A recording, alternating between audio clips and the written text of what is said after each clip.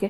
మీ మాటల్లోనే ఫుడ్ గురించి కూడా అన్నారు కదా సార్. కొంతమందికి ఈ ఫుడ్ తింటే పడదు, కొంతమంది ఈ కూరగాయలు పడవు అలా. ఇప్పుడు ఎగ్జాంపుల్ నాకు గోంగూర తింటే మొత్తం స్కిన్ అలర్జీ వచ్చేసి సన్న సన్న గుల్లల్లాగా వచ్చేస్తుంది. ఎందుకని ఫుడ్ మీద కూడా స్కిన్కి ఎఫెక్ట్ పడుతుంది సార్? ఇప్పుడు మనం తింటున్న ఫుడ్డే కాదు, ప్రతి దాంట్లోనే కలుస్తూ ఉంది. ప్రతి దాంట్లోనే ఫెర్టిలైజర్స్ చేస్తారు, ప్లస్ పురుగులు రాకుండా ఉండే పెస్టిసైడ్స్ కొడతారు. సో మనం తినే కాయగూరల్లో పెస్టిసైడ్ కంటెంట్ ఉంటుంది, ఫెర్టిలైజర్ కంటెంట్ కూడా ఉంటుంది. ఈ మనం పండించే భూములు కూడా కొన్ని కలుషితమైన భూములు ఉంటాయి. లైక్ ఫర్ ఎగ్జాంపుల్ మూసీ నది పక్కనే ఉండే, మనకి తెలియదు కదా ఎక్కడి నుంచి వచ్చాయో పొటాటోలు, ఎక్కడి నుంచి వచ్చాయో. సో ఇవన్నీ కామన్ అమ్మా. ఈ ఫుడ్ ఇవన్నీ దీన్ని మంచిగా తర్వాత ఇంటికి వచ్చిన తర్వాత మంచిగా నీట్గా కడగాలి, సబ్బు లేకుండా మంచిగా ఫ్రెష్ వాటర్లో బాగా కడిగిన తర్వాత.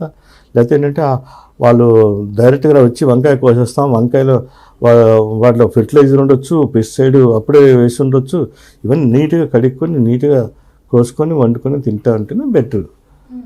సో ఇటువంటి డైరెక్ట్గా సడన్గా తింటే ఇవన్నీ జబ్బులు వస్తూ ఉంటాయి. అంటే కొంతమందికి చాలా చిన్నప్పటి నుంచి ఈ కూరగాయలు తింటే పడదు, కొంతమందికి పొట్లకాయ తింటే స్కిన్ అంతా ఉబ్బినట్టు వస్తుంది, కొంతమంది గోంగూర తింటే, అదే నేను చెప్పాను కదా గోంగూర తింటే ఎలర్జీ లాగా వచ్చాయి. అలా అంటే అన్నీ కాకుండా కొన్ని కూరగాయలు ఒక్కొక్కరికి ఒక్కొక్క ఫుడ్ కూరగాయలు పడవు. సో ఎందుకు అలా స్కిన్ మీద ఆ ఎఫెక్ట్ ఎందుకు వస్తుంది సార్?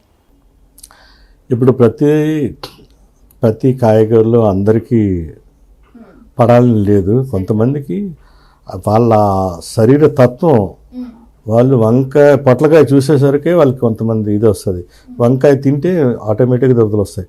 సో ఏ మనిషికి ఏవేవి పడవో వాళ్ళే లిస్ట్ అవుట్ చేసుకొని వాటికి దూరంగా ఉండాలి తప్పితే దానికి కారణం అంటే ఏముండదు.